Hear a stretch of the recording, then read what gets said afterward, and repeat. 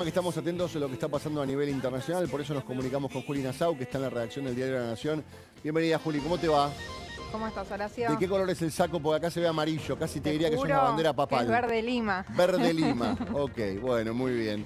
Juli, vamos a hablar un poco de Estados Unidos que está atravesando cuestiones muy, pero muy importantes. Vamos a hablar de la elección de Nueva York, pero Estados Unidos está de luto, ha fallecido un vicepresidente histórico.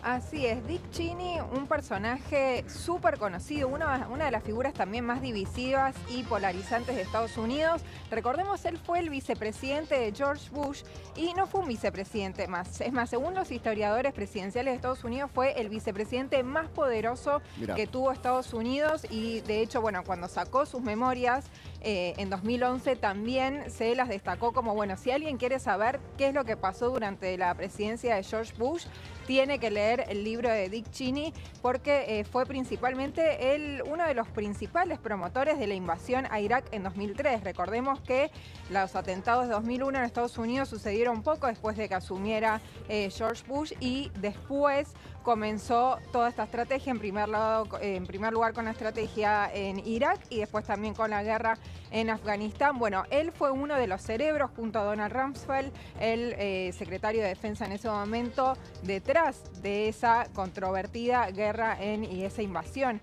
en Irak, porque recordemos que decían que habían armas de destrucción masiva que después nunca las encontraron. Él de todas maneras hasta el final defendió esa invasión a Irak, pero sin dudas lo dejó como uno de los hombres del Partido Republicano más influyentes de esa época. También había sido secretario de Defensa de George Bush padre en la década del 90, pero después hacia el final de su vida tuvo un giro. ¿Por qué? Porque su hija se enfrentó a Donald Trump y eso llevó a que él el año pasado incluso dijera, aún siendo del Partido Republicano, que prefería votar por Kamala Harris en lugar de por Donald Trump, y eso obviamente le abrió un frente de batalla, podríamos decir su última gran batalla, porque finalmente murió ayer por problemas cardíacos. Él tuvo varios infartos, el primero de ellos a los 37 años, así que tenía un historial cardíaco muy complejo y finalmente falleció ayer a los 84 años. Bien, vamos a hablar, recién mencionabas a Donald Trump. Donald Trump ahora tiene como el enemigo número uno interno, que es este candidato en Nueva York. ¿Por qué tan enfrentado? ¿Qué significa? ¿Quién es este personaje? Zohran Mamdani, ese es su nombre, es un nombre que está ocupando hoy por hoy todos los sitios en Estados Unidos, porque justamente hoy busca llegar alcalde de la ciudad de Nueva York y fue una persona que cuando ganó las primarias demócratas para la alcaldía de Nueva York fue una sorpresa total, porque tiene 34 años, no tiene tanta experiencia en la vida pública y sin embargo ganó para esta alcaldía que, imagínate, es súper importante ahí en Estados Unidos. Si bien obviamente es un bastión demócrata, para los demócratas es un lugar muy importante para disputar.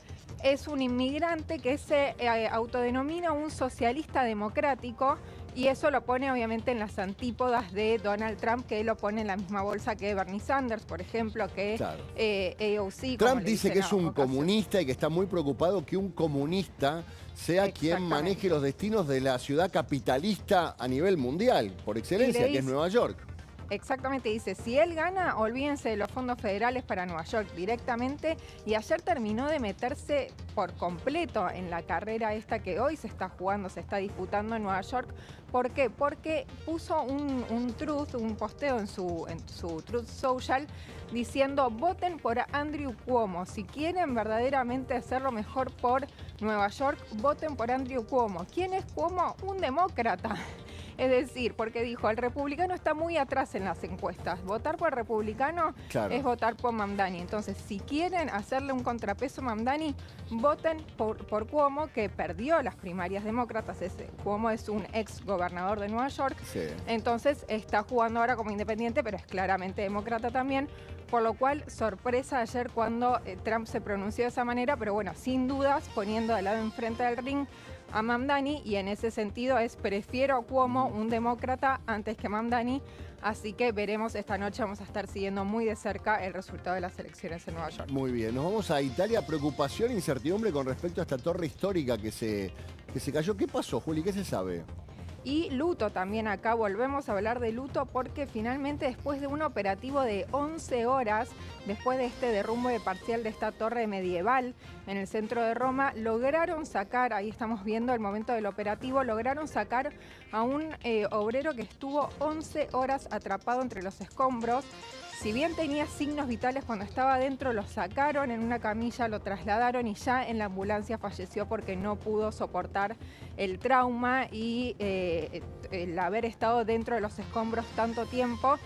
Un operativo que obviamente me dirás, ¿por qué tardaron 11 horas en sacarlo si siempre supieron que estaba ahí adentro? Bueno, porque fue un derrumbe parcial, pero con una probabilidad de derrumbe total. Claro. Por lo cual era muy difícil sacarlo sin lograr que no se diera el resto de la estructura. Entonces fue un operativo muy largo y este hombre, un rumano de 66 años, finalmente falleció cuando lograron sacarlo. La torre estaba en obra para mejorar la estabilidad, ¿no? Estaban intentando restaurarla en el momento que fue este derrumbe. Exactamente.